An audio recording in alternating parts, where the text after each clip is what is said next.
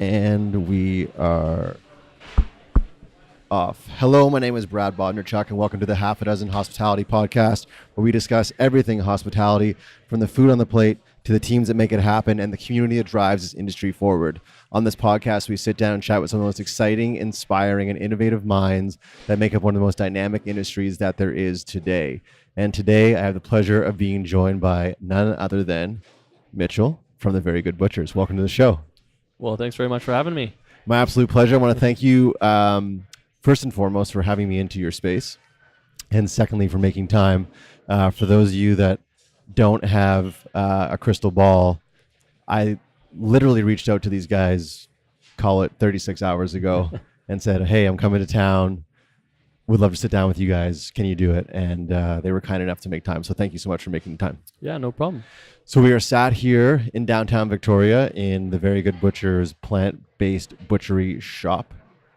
And I wanted to start off the conversation how I do all my podcasts with one question. The question is the who, what, where, when, why, and how. What I want to know is, for you personally, take us back to, as far as you can remember, food in your life when it really impacted you that kind of led you to where you're at today. So what's one memory, as far back as you can go, where you think food really played a major role in your life and kind of impacted to where you're at today?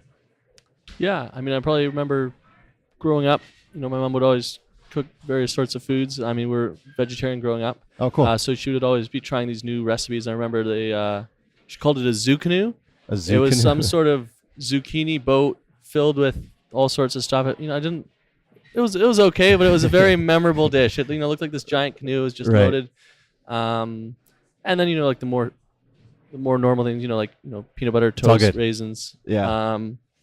But yeah, I'd say zoukanu is my first and foremost food memory. Okay, cool. And have you replicated the zoukanu since then? I haven't really wanted to, no. No? So growing up vegetarian. Yeah. And now being in this business, being in the plant-based butchery business, do you feel like this is a kind of a calling for you? Did you feel like it was a natural fit? And we'll get into your background, more of what your background is professionally, but do you feel like because of how you were raised, because of the food in your household, do you feel like this space you're holding now in this industry is a natural fit for you personally? I think it was something I kind of transitioned into. Okay. So I grew up vegetarian, kind of understood that whole piece of it. And then when I first tried these products, I was like, wow, these are miles above anything I ever had growing up as a kid, right? Right. Like I've had so many not very good veggie burgers, and, slices and all this kind of stuff. So when I first was introduced to these products that my business partner was creating, I was like just blown away, and I kind of immediately saw the opportunity and wanted to be involved with this. Very cool. So fill in the blanks for us a bit, and the listeners. Again, how long you guys, have been along? How long has the Very Good Butchers been a business? Yeah, so started out pretty humble beginnings. My business partner James and his wife Tanya. So he's a classically trained French chef. Been chefing for 12 years or so. He was living up on Denman Island, just 3.5 hours north of here, I guess. Right. They'd recently gone vegan. They're kind of missing the taste of meat. A lot of the stuff out there they didn't really like that much. It was super processed, didn't taste great. He had some time on his hands, so he thought he'd try, creating a few burgers, a few sausages. Right. Spent a few weeks a month developing 2 products, and they ended up tasting pretty good. He took them to the local farmers market, and people loved them. Right. So they were, selling out every weekend, spending the week, making all these products, selling them out every weekend at the farmers market. Yeah. And so that was just over one summer. And that's when I got the chance to try the products. I was just at a family barbecue.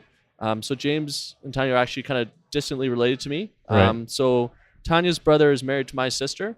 So it makes us, step Right. law, something or other. So anyways, I tried the products, was blown away, some of the best veggie meat I'd ever tasted.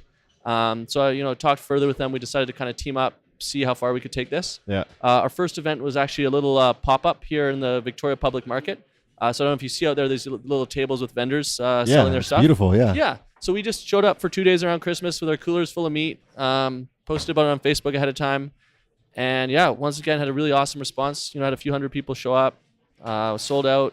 While we were here, we noticed they had a full-time retail space available. Right. And yeah, we It's all good. We're going to take a Got the brief meat cutter pause. going. Yeah.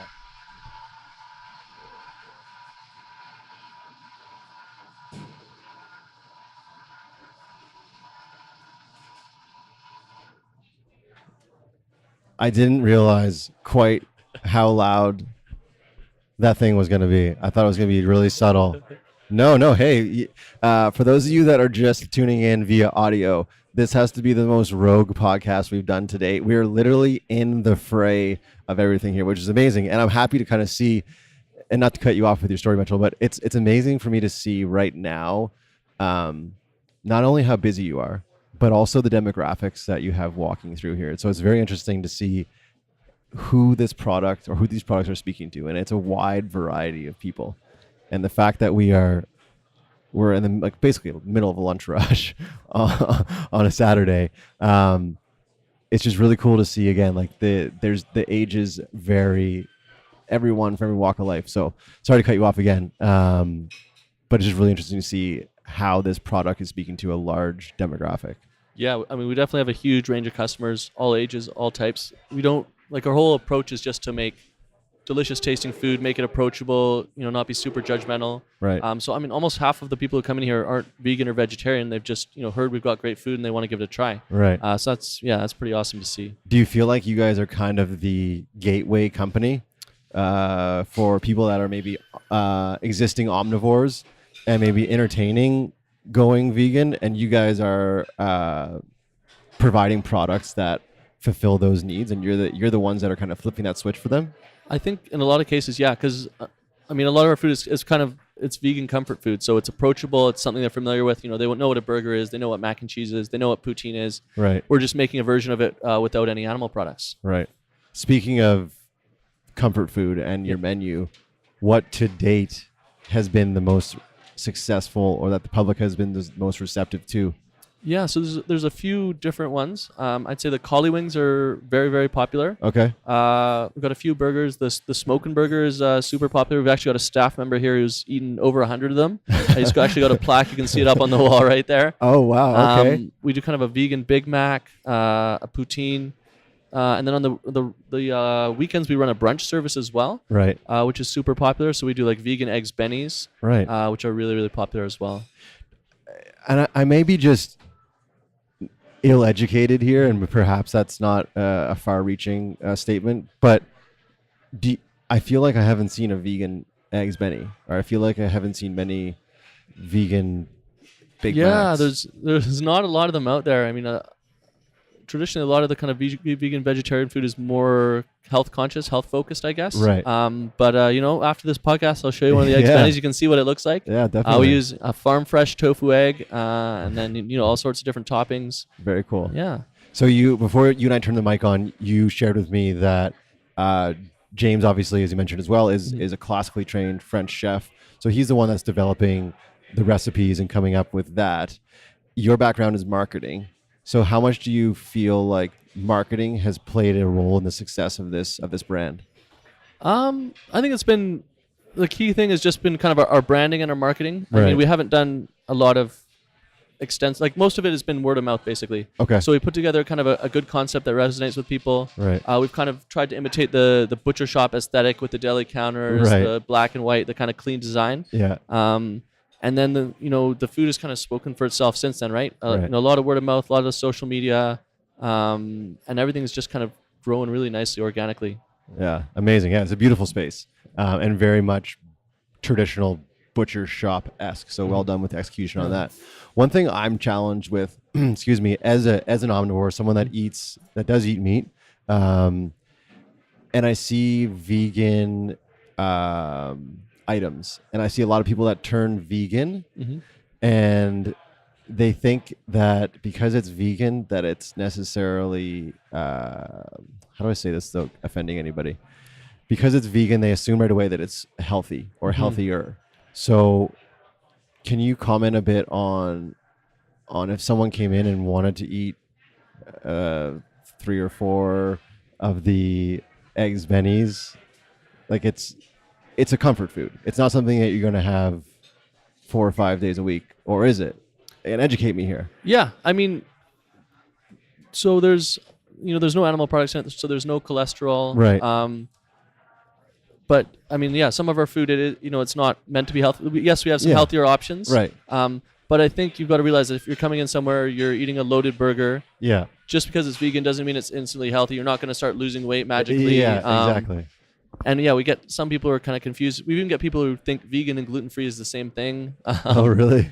But yeah, I think you have to realize, like, Yeah, and I don't think I meant to paint you guys with that brush. I meant kind of the entire industry, the vegan industry. I think a lot of people step into it and they think because I'm no longer eating meat or you can eat whatever you want. Exactly. You'll be fine. Exactly. But no, I mean, you still can gain weight as a Yeah, vegan, and exactly. you have to be kind of careful what you're eating. Yeah, I think some people definitely come in and it's kind of they come in once a week for their vegan comfort food fix. Yeah. The rest of the time, maybe they're making stuff at home or I think it's hopefully cool. eating healthier. And I think it's great that you guys are populating that space and owning it. Like it is vegan comfort food.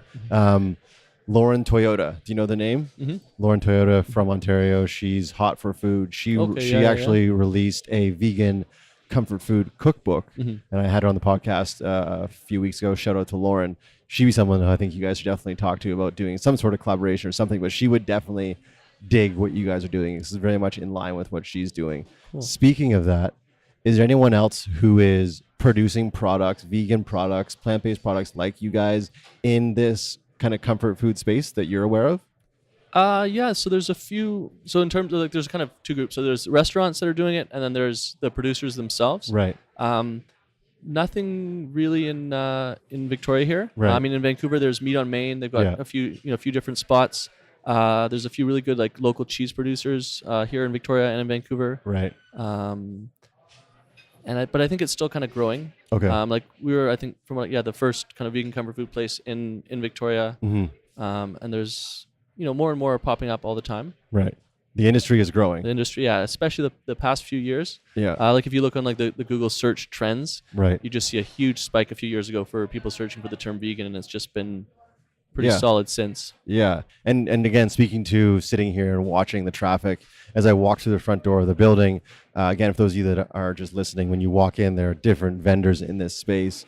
And this is not me just pumping tires or blowing smoke. This was literally the busiest stall of all the spaces. So you guys are doing something right. Now with that growth comes challenges, I'm sure.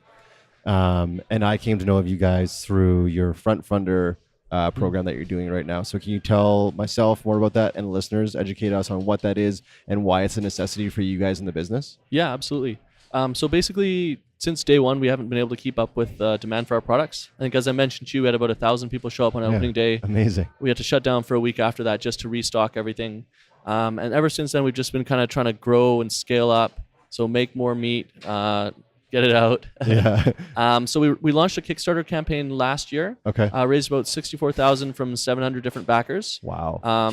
All across the world, actually, but mainly in North America. Okay. So they all basically, it was a giant pre-order for our meat. So they'd pledge, and right, then we'd make everything and send it out. Yeah. So we used most of that money to expand into this location we're in today. Okay. We were originally at a much smaller space just up the front. Right. We had like 3 or 4 menu items.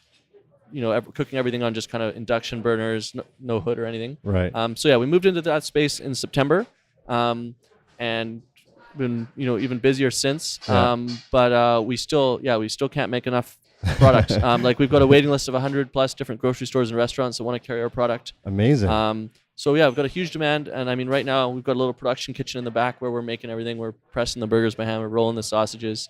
So we really need to scale up that production. Right. And our goal is to open a second location in Vancouver. Okay, kind of cool. similar concept to this. Yeah.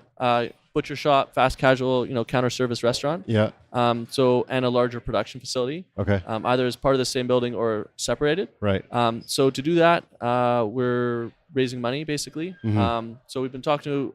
Basically, we had a bunch of our customers and fans come up to us and say, "I love what you're doing. Can I invest? How can I support you? What can we do to help?" Right.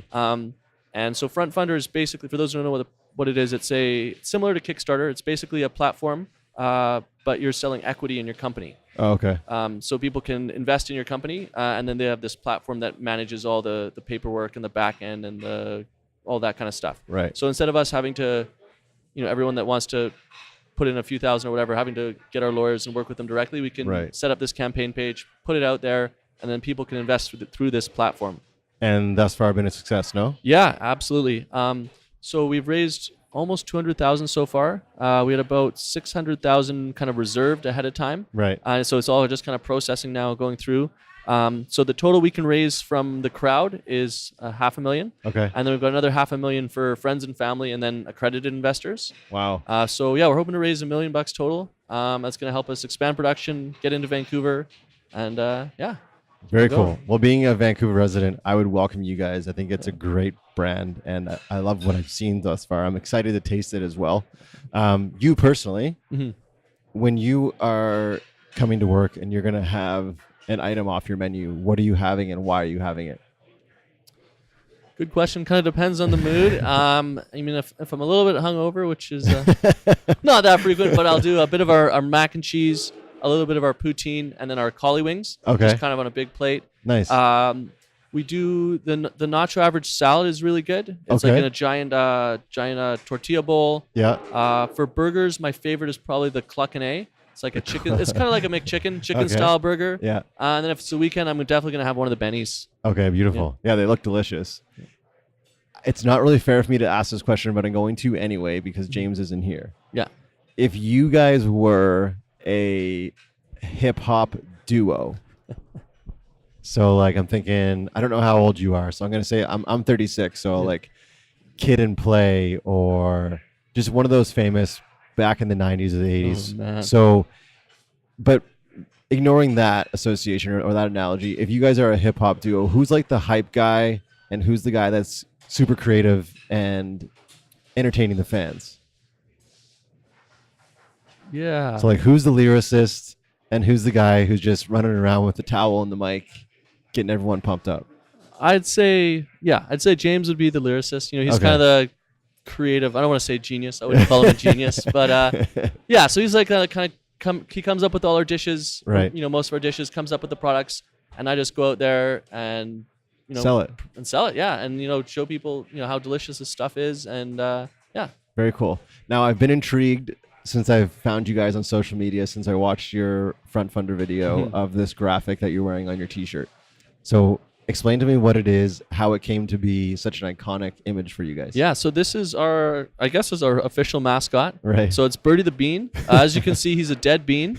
Our tagline is "We butcher beans." Right. So I think James actually drew this way back when. Okay. It's just kind of a little fun thing. Yeah. So we touched it up, made it into our mascot, put it on t-shirts.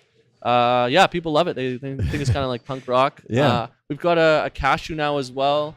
Oh, Kind of bring it okay. in the mix. We've got Carry the cashew. we have like a tofu chicken or something somewhere. We might have erased it. Anyways, but yeah, Birdie Bean. He's kind of our mascot. We put him on posters. Very cool.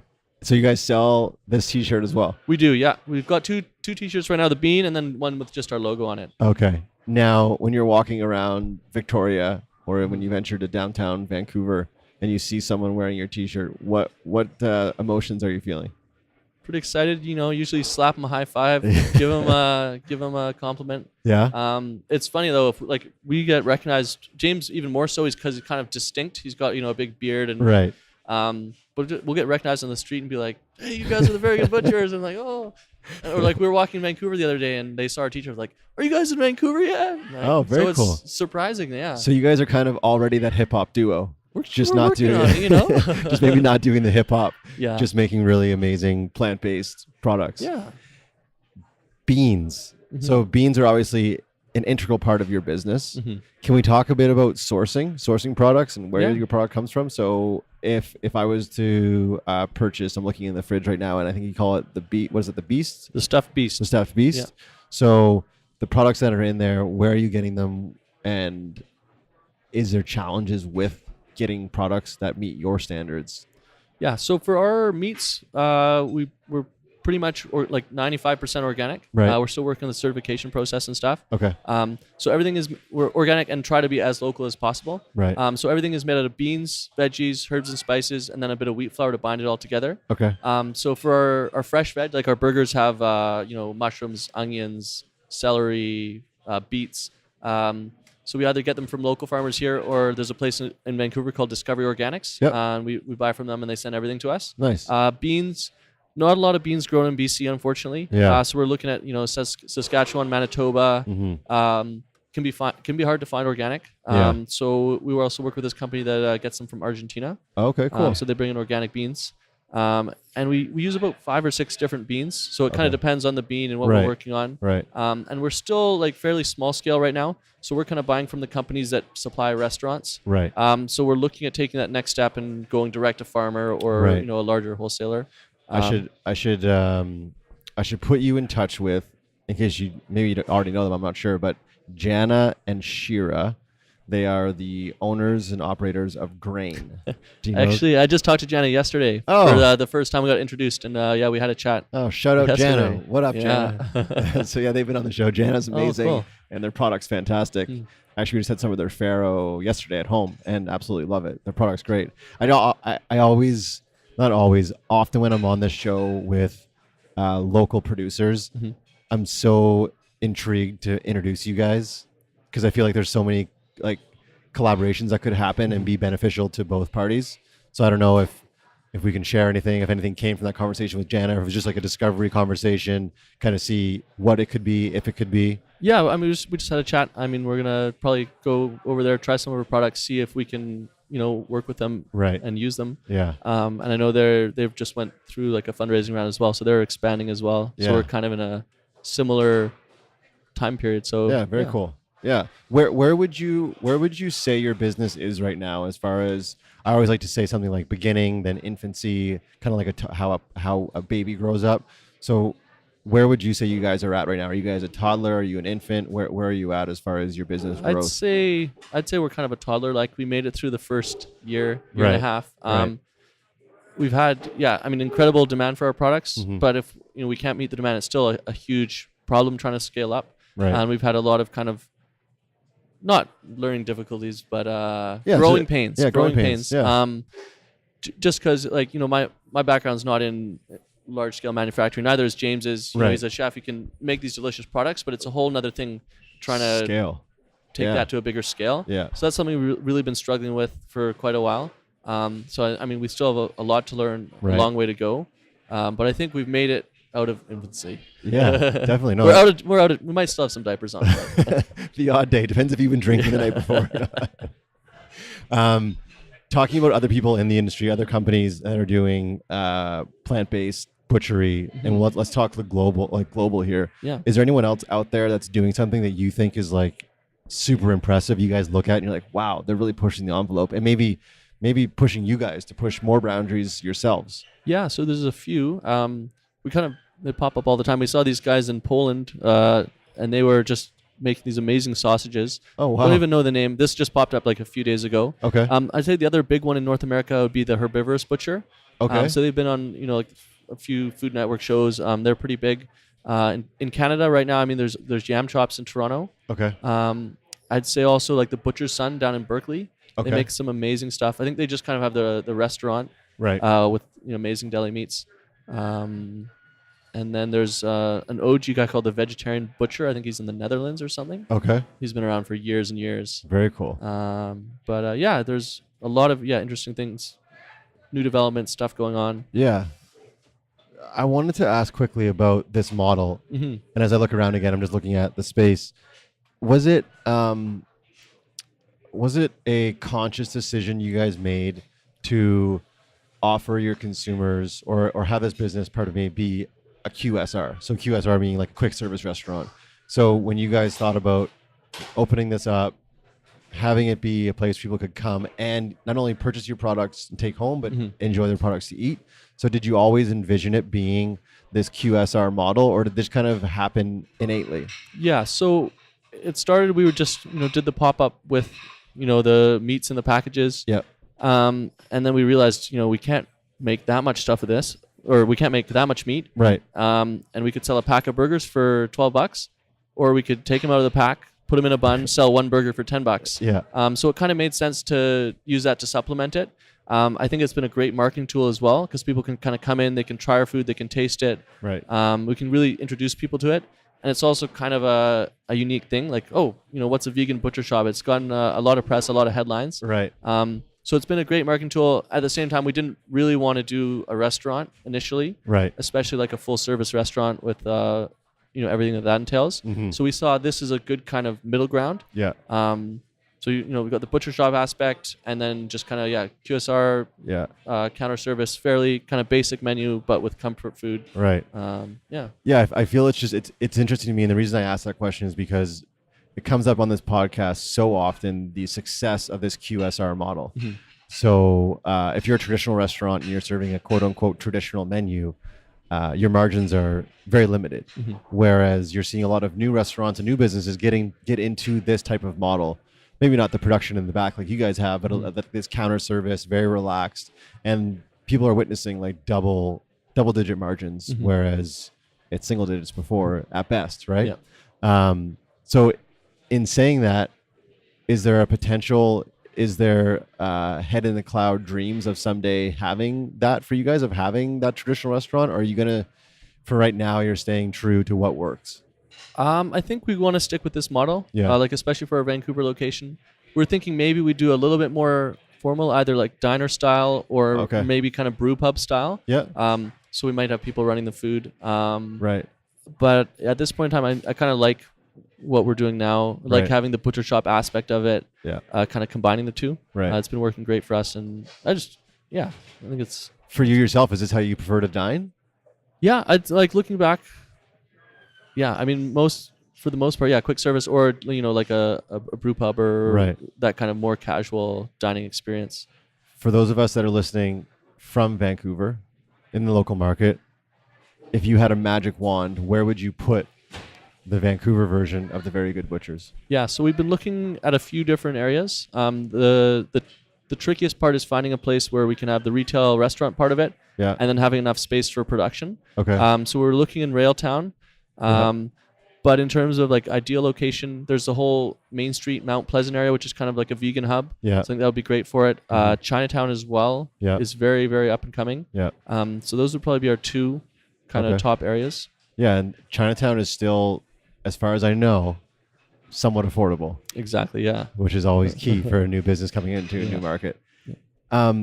If you can, and like I said, the demographic here is varied as I look around again, the different ages, Mm-hmm. different backgrounds. When you guys were thinking about this business and building your avatar, we'll call it, Mhm. what was that avatar, and has it changed for you at all? You mean in terms of like a target customer? Yeah, like or- target customer. If you were to sit down, like before you were drawing up your business, like your concept brief for this business, and you had to write down and communicate to an investor, for example, who your ideal customer is, who was it then, and who is it now? Yeah. So yeah, when we were first doing it, we were kind of looking at the demographics, and we kind of thought, maybe it would just be vegetarian and vegan people. Right. So that's primarily female, so 70%. Kind Okay. of skews a bit older as well. Right. But then if you look at some more recent stuff, it's studies that kind of come out in the last year or so. Right. Millennials, so people under 35, huge proportion of them are either plant-based, eating less meat, Right. especially in BC. Yeah. So I'd say now, it would be a younger crowd. But we are seeing some people that We're are seeing a huge range. a little bit Yeah. older, right? Oh yeah. You mentioned that when people have come in, they have the assumption that gluten-free is the same as vegan, and we won't poke fun at those people. We'll just say they need to be educated. So do you find that part of this business is educating consumers as much as it is feeding them? There absolutely is. I mean, because there is a lot of our meat products use kind of gluten as the base to Right. kind of hold everything together. Right. So recently we have rolled out some more gluten-free options because that's obviously a big trend as well, Mhm. and the combination of vegan and gluten-free. Right. But yeah, people are just curious. Sometimes we get people who don't even realize it's a vegan butcher shop, so they'll come in looking for a rack of lamb or a stew Right. bone or whatever. Right. And yeah, we're here. We're telling them what's in the products. We're giving them samples. And yeah, there's definitely some education involved. But I think so far, like with a few exceptions, everyone is pretty open to it. Yeah. I mean, we had one people who said we shouldn't be calling ourselves butchers because we're not butchering anything, and so that's where we got the whole butcher Right. beans thing from. You know what's funny is I didn't do it, but I wanted to as I was driving down here. I wanted to go on to like the dictionary.com and look up what butcher actually means. Yeah. Do you know? Yeah, so it's someone who cuts meat, and then if you look at meat, there's a few different definitions of meat. Okay. Like originally, meat meant like the meat of a nut, or just meant food, or someone's meat was just their meal. Right. So I think it's somewhat applicable. I guess it's a bit of a stretch, but like we have plant-based meat. Right. It's a similar shape. It's familiar. It's just made out of plants. Yeah, it's so cool. Yeah, I'm actually super intrigued to try it. Yeah. I have to admit, again, I am challenged sometimes by vegan food. I've had vegan dishes before, but not vegan dishes that have looked like something else. Do you know what I mean? So usually if I have a vegan meal, it's usually just vegetables done in a certain way. Yeah. So do you find some people are, again, challenged a bit by eating a vegan burger, or are your demographic and your clients really open to this is a new type of burger? I think there's definitely a bit of a psychological challenge for people to actually come in and try it. Right. But once they try it, it's just not some weird tasting thing. It just tastes like a good burger. Right. So usually after that first bite or something, they're fine with it. And going back to the question I asked you about your shirt and seeing someone wearing that around town, when you see someone that you know is trying your product for the first time and you see them take that first bite, what emotions are you having then? Yeah, even today, I'm almost like kind of nervous. Like, are they enjoying their food? Is everything okay? Right. But then I ask people and they say, "Oh, best burger of my life! Like, this is amazing!" Like, even like people, we're omnivores or whatever, we'll get the whole best burger nod. So yeah, that's so cool. Yeah, no, it's really, really exciting. One thing I wanted to talk about as well was the question I asked earlier about the stigma that vegan eating has a lot of times, that it's quote unquote healthier. And there's that gray area there.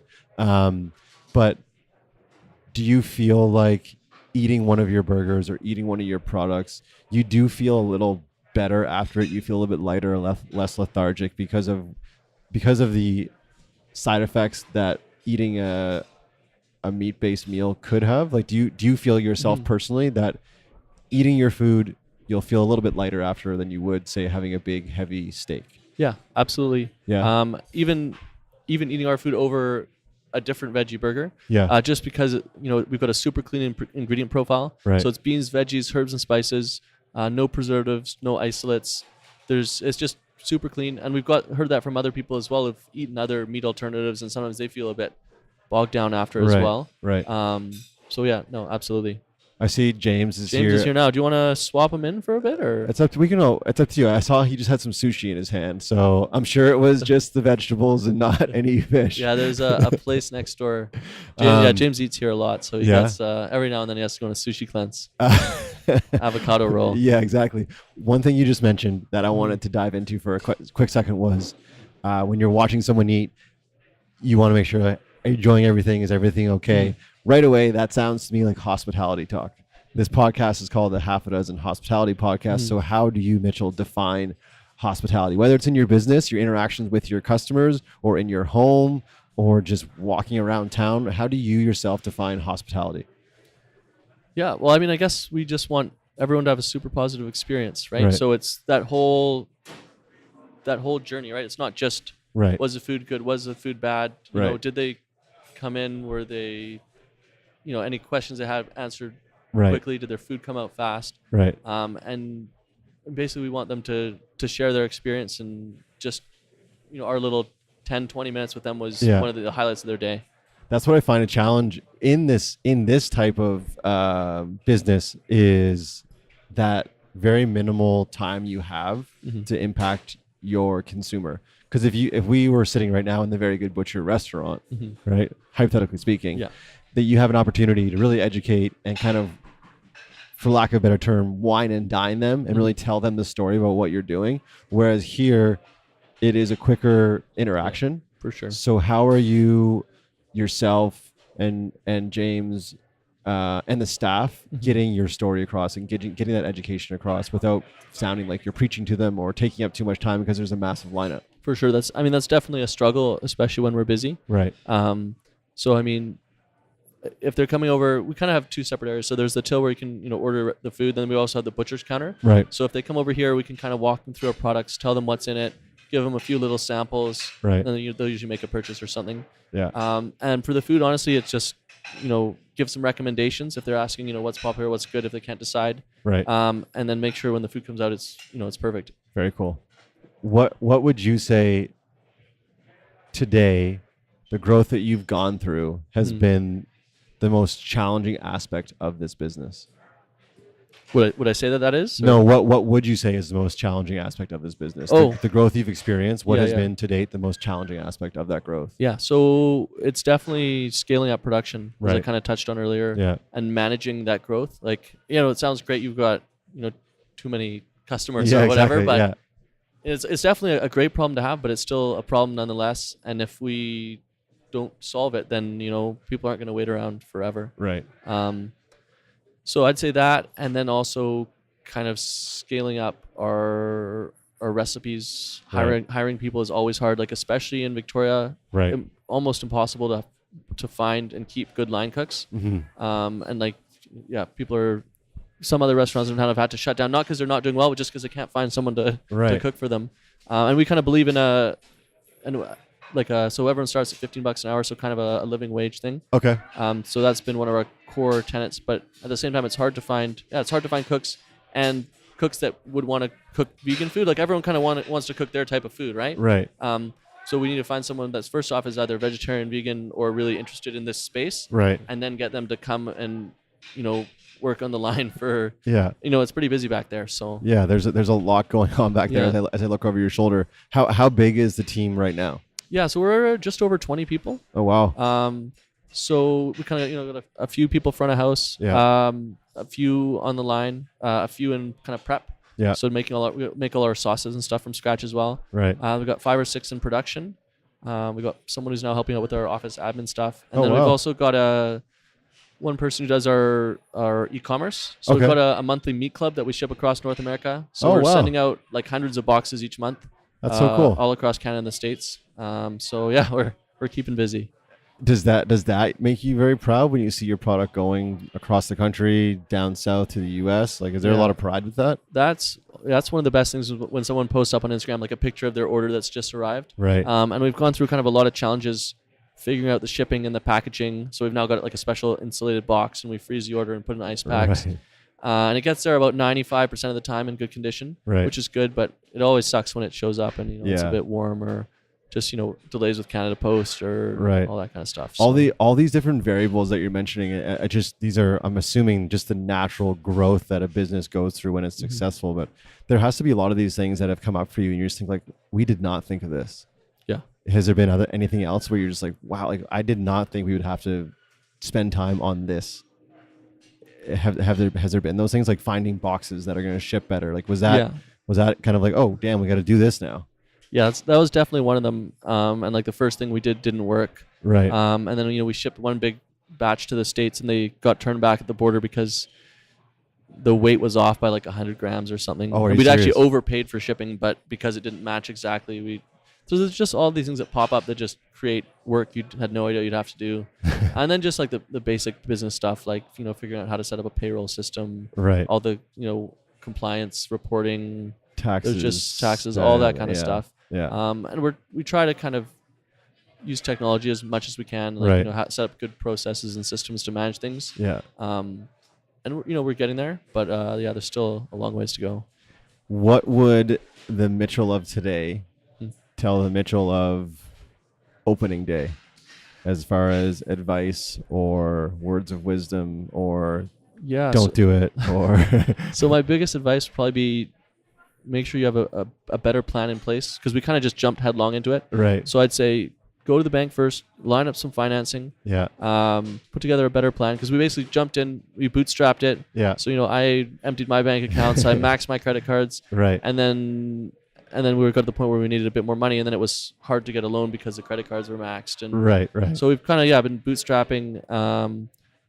and as we grow, we had like 2 renovations in a 6-month period when we moved into this bigger space. So there's Right. all these other expenses you don't think of that add up. Yeah. And a lot of them come with growing fast, which is a good thing. But we had a few cash crunches and things which have just been, not a nightmare, but Challenges. very challenging. I think it makes for a better story, though, to be honest. I don't think it's not a sexy story if you're like, you know what, we were super well funded, we had everything lined up, and then we hit go. For sure, yeah. I think for me, myself, like with this podcast, for example, I knew very little about podcasting. I knew very little about audio and all that stuff. Like, I just didn't know a lot about it, but I just ignorantly jumped in. And it sounds to me like you guys weren't necessarily ignorant, but you took a big leap of faith. Absolutely, yeah. And I mean, James had worked in restaurants before. Right. Never kind of managed, owned, operated one. Like, Right. I'd worked at McDonald's when I was younger. That was Okay. So I might have had You had some idea. Yeah, I knew about. Yeah. I mean, I'm very happy that we went for it. Yeah. And the response has been incredible. I think we're really lucky with the time, the place, the moment, and people. Yeah, we've just had an incredible response, and we're really grateful for that. 1 year from now, where is the Very Good Butchers? Yeah, I mean, you might have to come back for like a round 2 interview in our Vancouver location. Yeah, definitely. So that's kind of our big project for this year. Open up in Vancouver. Okay. Open up a larger production facility. Yeah. Start getting into these grocery stores and restaurants. Expand our online program. Right. Our kind of like 2 to 4 year plan. I could see us operating like 3 to 5 of these concepts in kind of key markets. So Vancouver, maybe down the left coast. So Seattle, Portland, LA, San Francisco. We're also looking at potentially franchising. So we've had a lot of interest for people across North America. So that's something we might do. That's almost like a whole separate business to have to run and manage and keep organized. And we've got some concerns about it, but it's still something we're looking at. Right. But yeah, a year from now, I think we'll be in Vancouver. We'll have a lot more meat. Yeah. Probably be 4 delicacies instead of 2. Yeah, so cool. I look forward to it. We're actually we live in and around the Mount Pleasant area, so cool. You'd be a stone's throw away. So it'd be a super quick spot for us to come by and get some product, but also to do round 2 of the interview. Yeah, perfect. This is called the Half a Dozen Hospitality Podcast. So I have for you, I'm totally putting you on the spot here. I have for you Mitchell's half a dozen have-tos. So stay with me here. Yeah. You can give me 1 to 6, so 1 to half a dozen of things you've experienced in your life. Doesn't have to be food related, doesn't have to be plant-based, whatever. Something you've experienced in your life that you think the listeners have to go try, whether it's a beach you've been to, a trip you've taken, a meal you've tried, an album you've purchased, a concert you've been to. What are 1 to 6 things that you've done in your life that you feel like our listeners have to do? Yeah. Okay. Yeah. So I did a lot of traveling before I got to Victoria. So I worked remotely for a Japanese company. Traveled for about 4 or 5 years. Nice. So I've got a lot of highlights from that. Like I was in Brazil for the World Cup. Oh wow. It was just incredible. But I'd say go to Brazil maybe during Carnival. Just incredible atmosphere, incredible people. Yeah. Another highlight would be South Africa. So my dad's from South Africa originally. Okay. So we went there. I went on safari for 3 weeks or something. Oh, wow. Just like camping on the top of our truck. Beautiful. That was incredible. So those are 2 travel related ones. Yeah. Is there a book you've read? Is there a book? Read that book. Yeah. So what kind of started me on this whole entrepreneurial journey? Right. You know Tim Ferriss? Yeah, I love Tim Ferriss. Yeah. So I listen to his podcast all the time. So the 4-hour work week was kind of my gateway drug, whatever. Yeah. Into when I just realized that you can hack you your don't life. have to work McDonald's or whatever. You can kind of do all this. Yeah. So I'd recommend anything by Tim Ferriss. Shout out Tim Ferriss. Yeah. I'm sure he's listening. Yeah, absolutely. So yeah, in terms of food, how about this? Yeah. Sorry, go ahead. You were going to say something. Go for it. I just encourage people to just try eating a plant-based something. Right. Try. You've got nothing to lose. You're probably going to be surprised at how good it actually tastes. Right. Like I was blown away when I first had a burger here, and there's so many places all over popping up now. Yeah. So give it a try. You don't have to turn vegan overnight or anything. Right. I think yeah. I think that's the beauty with this. What here's what I like about this space, meaning vegan space. I like the idea that I can come in here, I can try something that's similar to a meal I'd usually have. I can enjoy it, be satiated, and then go on my way. It's nice for me to be able to mix that into my omnivore diet. Mm-hmm. I think there's a massive following that you guys have, and I say you guys meaning everyone populating this space, this vegan space. There's a massive following. You guys have people that eat strictly that way, but I also think there's a lot of potential for people like myself, and I'm assuming a large population that maybe do want to eat meat-based products, but then they have places like this where they can come and enjoy something that is very similar, but it has a totally different ethic to it as far as the product itself. Yeah, absolutely. Quickly, how much or how big is that term in the business, like ethics? Do you guys think about like is animal cruelty a part of your business? Is that like is it an ethical business that way, or is it just like we're just making good product, tastes good, that's all we're doing? No, so we definitely have that kind of component to it. So there's kind of like a few key reasons why we went vegan and started this up. So there's obviously the ethical component, Right. the environmental component, and then the health component. Right. So we definitely do what we can. Like we support local animal sanctuaries, rescues, all that kind of thing. What we don't want to do is become too preachy about it, Right. and shove that in people's face. So Right. we kind of figured by making it more approachable, friendly, we can kind of win more hearts and minds that way, and kind of introduce people to it, Yeah. and then kind of further lead them down the journey. Definitely. But we are 100% kind of vegan, ethical business. Yeah. Awesome. Last question I have for you is the half a dozen haven't yet. You already given us a couple, so you haven't yet entered the Vancouver market. Yep. You haven't yet potentially franchised. Yep. So there's a couple great ones. Anything else, again, outside of the business personally that you haven't done in your life that you think you really want to do? Yeah. So I haven't gone skydiving. I was in the plane. I was about to go up. This was in New Zealand. Okay. And it was too windy. Oh, so no. I'd gone through the whole thing, pumped myself up, was in there ready to go. And then like some wind came in, canceled it for the day, and we were moving on the day after. Oh no. So I didn't do that. Did you get your money back? Yes, I think they gave us a refund. Okay, so. good. Okay, good. That was fine. So that's on the list? That's on the list. I'd love to climb Mount Kilimanjaro. Okay. I'd love to go to New York. Never been there. Yeah, me either. I don't know why I haven't been there yet, but yeah. What else? Love to have a kid one day. Yeah? Yeah, working on it. I've got a 14-week at home you can have for the next little bit if you want to test drive, see if you married, I see. Yeah, I got married Valentine's Day of this year actually, so pretty recently. Yeah. Oh, amazing. Congratulations. Yeah, thank you. And your wife vegan as well? She's not. No. So yeah, she's from Thailand. Okay. Not vegan, kind of she's an amazing cook though, so she'll always cook me like really, really good vegan stuff. Right. Which is great. But yeah, I mean, we managed to make it work without too much strife in the household. That's amazing. Yeah. Before we do close things off, I wanted to give you an opportunity and a platform again to educate people on the best way to support you guys, support the business, where they can find you, all those things. Yeah. So we're on social media, just The Very Good Butchers. So Facebook, Instagram, Twitter, The Very Good Butcher. We are on Front Funder right now as well. So we're looking to raise some money so we can expand. So you can check us out on frontfunder.com. Okay. And is that just traditionally spelled Funder? It's not like fancy with Fundr. FRONTFUNDR.com. DR. Okay. So no E. Got you. E. Okay. Um, So social media, we got Twitter, we got Instagram, we got Facebook, and then we got the Front Funder. You can check out our website, www.verygoodbutchers.com. Got a bunch of pictures there, our menu, links to everything from there as well. So awesome. And the address here in Victoria is? Oh yeah, so we're in the Victoria Public Market. It's the old Hudson building, kind of just up from Chinatown, 1701 Douglas Street. So yeah, if you're in town, come check us out. Yeah, guys, if you haven't been to Victoria and you are close, please make a trip over. It's a beautiful city, and it's amazing to have people like Mitchell and James and their team doing something like this in BC, something that is catching on around the world, arguably.